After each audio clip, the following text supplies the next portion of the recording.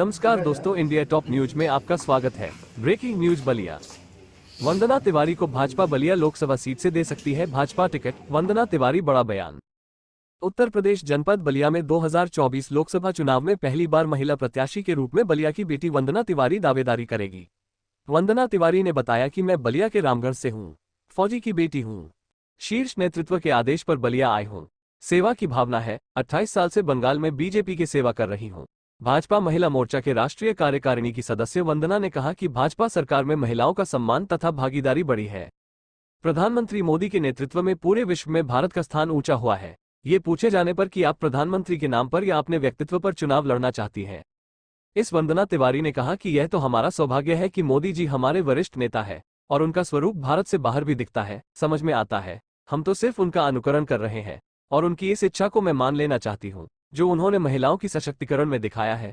मैं चाहती हूँ कि उनका संबल बन पाऊँ, एक छोटे से रूप में, एक छोटे से माध्यम के रूप में। रामगढ़ बलिहार की बेटी हूँ। विगत 28 वर्ष से मैं भारतीय जनता पार्टी की सेवा कर रही हूँ, कई पदों पर रही हूँ। महिला मोर्चा राष्ट्रीय कार्यकारिणी सदस्य हूँ इस वक्त, और उससे भी ज़्यादा गर्वित बलिया की बेटी हूँ। साथ ही साथ एक सैन्य परिवार की बेटी हूँ, तो सेवा नीति के भाव से आई हूँ। अगर भारतीय जनता पार्टी के शीर्ष नेतृत्व जैसा कि कुछ उन्होंने विश्वास दिखाया है, कुछ और दिखा दें, तो मुझे लगता है कि 5 वर्ष भी मेरे लिए कम पड़ जाएंगे मेरी सेवा करने में, और मुझे और भी उससे भी ज़्यादा का काम ज़रूर दिया जाएगा बलिया भूमि से। आज आपके द्वारा प्रेस कॉन्फ्रेंस का आयोजन किया गया है, क्या कुछ मुद्दे हैं, किन मुद्दों को लेकर आज अब बलिया आई हुई हैं, और क्या आपका चुनावी एजेंडा रहेगा, किस बातों को लेकर आप जनता के बीच जाएंगे? बलिया में मुद्दे बहुत हैं, लेकिन पहले मुद्दा जैसा कि महिला सशक्तिकरण के लेकर के मोदी जी का विश्वास हुआ है, तो मैं चाहूँगी इतने पुरुषों ने यहाँ पर अपना योगदान दिया है, पहली बार एक महिला को भी अपना कुछ सेवा करने का अवसर दिया जाए। इस क्षेत्र की जनता और शीर्ष नेतृत्व हमारे पार्टी के अगर मुझ पर विश्वास दिखाए, तो मैं महिला सशक्तिकरण पर एक ज़रूर इम्प्रूवमेंट कर पाऊंगी। मुझे पता है कि मुझे महिलाओं को सुरक्षा देने में, महिलाओं को आगे बढ़ाने में अगर मुझे मौका मिलेगा, तो मेरी बलिया की बेटियां किसी भी अन्य क्षेत्रों से पीछे नहीं रहेंगी। तो यानी मुख्य उद्देश्य बलिया में यानी आपका आने का मतलब कि लोकसभा चुनाव लड़ना है, तो क्या भाजपा आपको टिकट दे रही है? उम्मीद तो कर रही हूँ। मैंने बहुत निरंतर काम किया है और मेरे काम का CV सब तक है, सबके पास पहुँचा है। सब जानते हैं कि मैं सेवा ही करती रही हूँ। यहाँ तक मैं कहना खुद को, चाहे मुझे मीडिया में नहीं कहना चाहिए, लेकिन मैं फिर भी कहूँगी कि मैंने राजनीति अभी तक नहीं की है।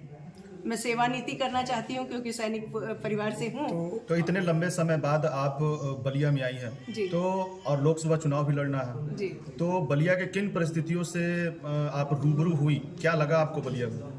बलिया के महिलाओं की जो परिस्थितियाँ हैं कुछ, ये अभी मेरे सामने आई हैं, और विगत जब कुछ वर्षों से मैंने बांध की स्थिति, पानी लगने की, कुछ और विशेष बहुत सारी परिस्थितियाँ जैसे आर्सेनिक वगैरह है, इस तरह की परेशानियाँ मेरे सामने में आई हैं, और मैं घूमूंगी तो मुझे लगता है कि मुझे परेशानियों का लंबा चिथड़ा मिलेगा जिस पर मैं फोकस करूंगी, काम करूंगी।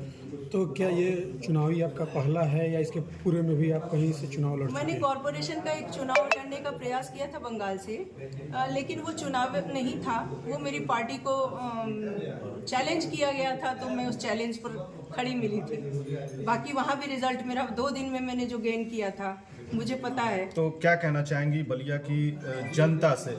आपकी शुरुआत होने जा रही है बलिया से, लोकसभा सीट के लिए आप तैयारी कर रही हैं, तमाम दिग्गज जो है आप ही के पार्टी से बलिया में मौजूद है, एक चुनौती भी होगा आपके लिए?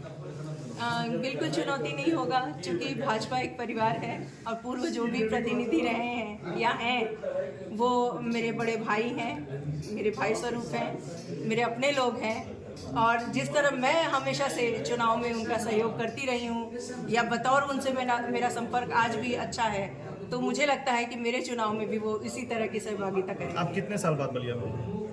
मैं बलिया में हमेशा आती रहती हूँ। अगर आपको भाजपा टिकट नहीं देती है तो क्या बलिया में रहेंगी? जो मुद्दे आपके दिमाग में है बलिया के लिए, क्या उन मुद्दों पे खड़ी उतरेंगी?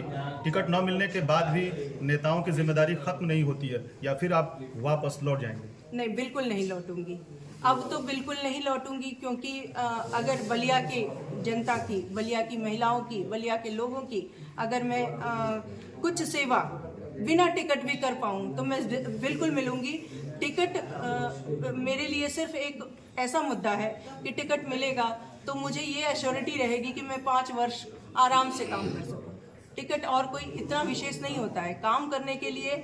जैसे फौज में अगर आप देशभक्ति करना चाहते हैं तो जरूरी नहीं कि आप वर्दी पहने, ठीक वैसे ही अगर मुझे अपने क्षेत्र की सेवा करनी है तो मुझे जरूरी नहीं कि टिकट मिले, पर मुझे ये विश्वास है कि शीर्ष नेतृत्व इस पर जरूर विचार करेगा। Thank you.